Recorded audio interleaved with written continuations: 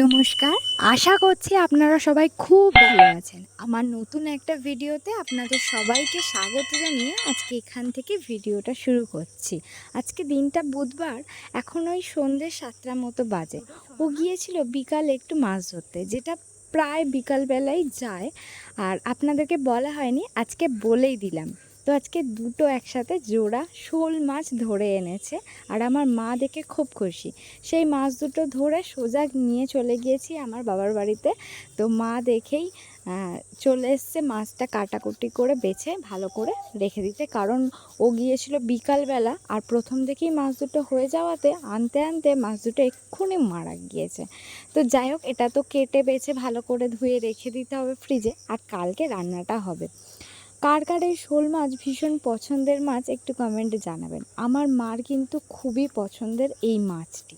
আমার মা মানে জিওল মাছ খেতে খুবই পছন্দ করে। আমি কিন্তু অতটাও না, আমি একটু নোনা মাছ খেতে পছন্দ করি, আর মা জিওল মাছ খেতে ভীষণ ভালোবাসে।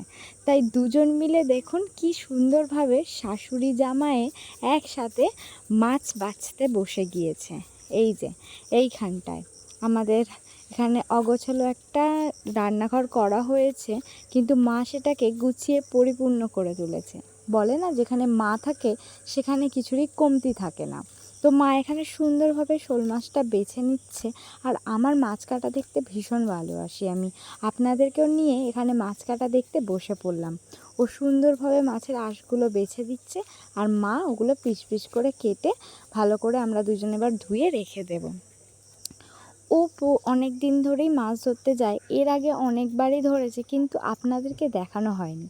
আজকে ওই জোড়া একসাথে শোল মাছ পুরো একই সাইজ ধরে আনাতে আপনাদেরকে আমি দেখাতে বাধ্য হলাম।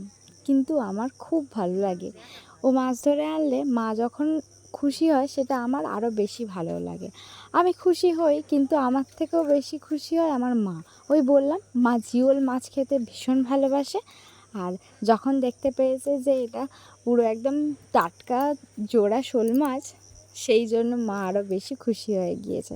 তাই কী সুন্দর শাশুড়ি জামাই একসাথে বসে মাছ কাটছে দেখুন, এটা দেখেই অনেকটা তৃপ্তি হয়ে যায় না? তখন ধরে তো আপনাদেরকে বলেই চলেছি যে শোল মাছটা বিশাল বড়, আর দুটোই একই সাইজ। কত ওজনের আপনাদেরকে কিন্তু এখনও বলিনি। মা আমাকে ভীষণভাবে অনুরোধ করছে যে বল কত ওজনে ধরে এনেছে।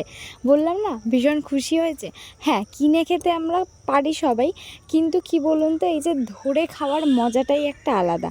এটা আমার মধ্যে যত না ফিল আসে, মা বলে আমি যখন ছোট ছিলাম আমি তো ভীষণ মাছ ধরতে ভালোবাসতাম, মানে আমার মায়ের কথা এটা। মা নাকি ভীষণ মাছ ধরতো, কিন্তু আমার থেকে কোনোদিনই এটা সম্ভব হয়নি, এখনও পর্যন্ত হয়নি। আদৌ হবে কি আমি জানি না। তা সেই জন্যই মা সেই ছোটোবেলার কথাগুলো বলে, আর এই যে ও মাছ ধরে যখন আনে সেইগুলো মা নিজের মধ্যে না ফিল করে। বলে যে আমরা ছোটোবেলায় যে দিনগুলো কাটিয়েছি সেগুলো তোরা পাসনি, আর কোনো দিন পাবিও না। সেটা আমি মানে শুনি, কিন্তু অতটা বুঝতে পারি না। আবার ও বুঝতে পারে, মানে আপনাদের দাদাভাই বুঝতে পারে আমার মায়ের কথাটা।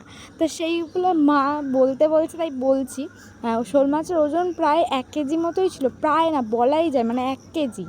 দুটো মিলিয়ে 2 কেজি ওজনের শোল মাছ হবেই দুটো। ওই যে বললাম জোড়া শোল মাছ, 1 কেজি 1 কেজি 2 কেজি শোল মাছ আজকে এই যে এখন কাটা হচ্ছে। একটা অসম্ভব সুন্দর মুহূর্ত এটা আমার কাছে।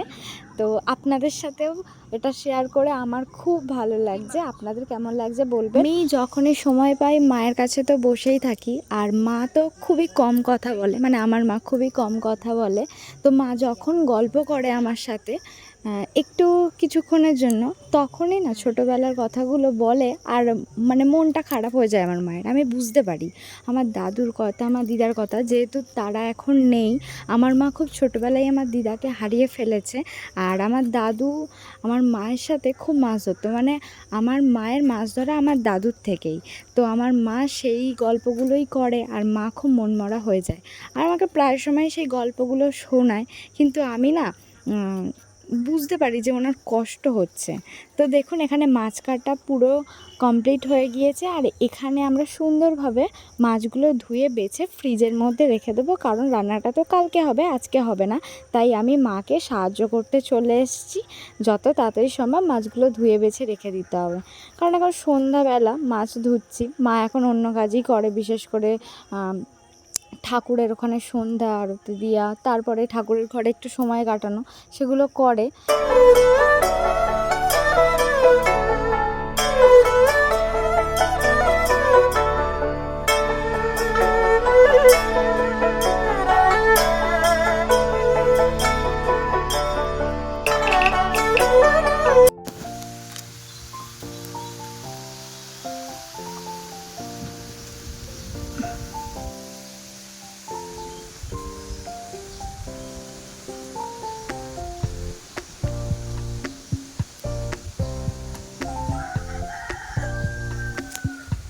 আজকে বৃহস্পতিবার, কালকের পরের দিন।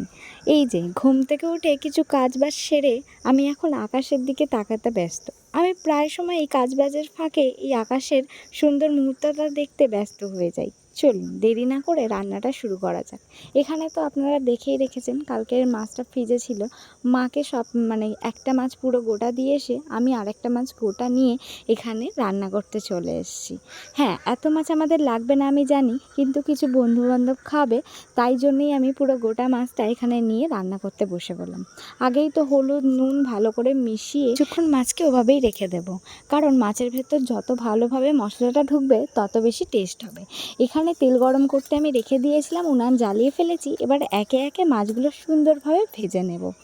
আপনাদের কার কার এই শোল মাছের কী রান্না করেন আমাকে একটু জানাবেন তো। আজকে তো আমি আলু দিয়ে একটা ভালো রকমের মাছের ঝোল বানাবো, যেটা খেতে আপনাদের দাদাভাই ভীষণ ভালোবাসে। অন্য কোনো সবজির থেকে এই আলু আদা জিরে বাটা দিয়ে যে ঝোলটা আমি বানাই সেটাও ভীষণ ভালোবাসে। এখন ওই দুপুর 1:45 মতো বাজে, ও খেতে বসে গিয়েছে, আর আমার প্রায় রান্নাবান্না সব কিছুই শেষ।